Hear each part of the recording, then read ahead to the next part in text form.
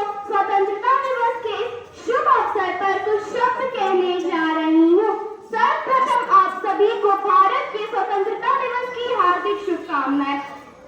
15 अगस्त 1947 केवल एक तारीख नहीं है, बल्कि यह हर भारतीय के दिल में घर रखने वाला वो स्वाभिमान है जो हमें याद दिलाता है हमारे पूर्वजों के अदम्य साहस, उनके बलिदान और उनके उस सपने को जिसे हम आजाद भारत कहते हैं।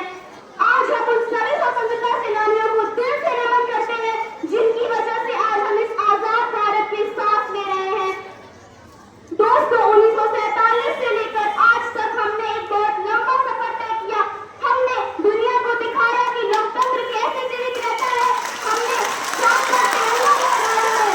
आज हम 79 को स्वतंत्रता दिवस मना रहे हैं।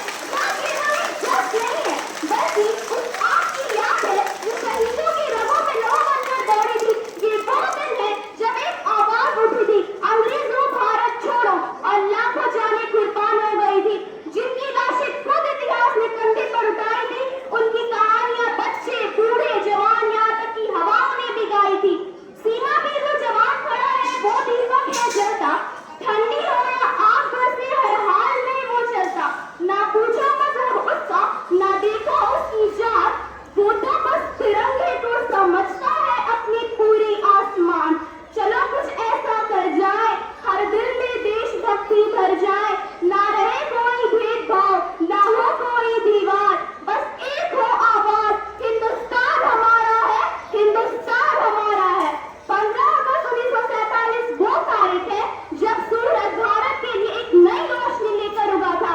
ये वो दिन है जब हमने गुलामी की बेड़ियों को तोड़कर भारत में खुली हवा में सांस ली थी।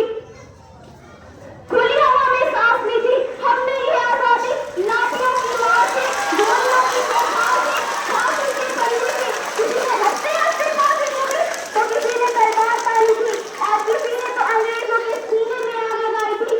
आज हम महात्मा गांधी, पंडित जवाहरलाल नेहरू, नेताजी सुभाष चंद्र बोस, रानी लक्ष्मीबाई, महात्मा गांधी जैसे अमर बलिदानियों को श्रद्धा से नमन करते हैं और उन सभी स्वतंत्रता सेनानियों की कुछ गाथा सुनाती हूँ।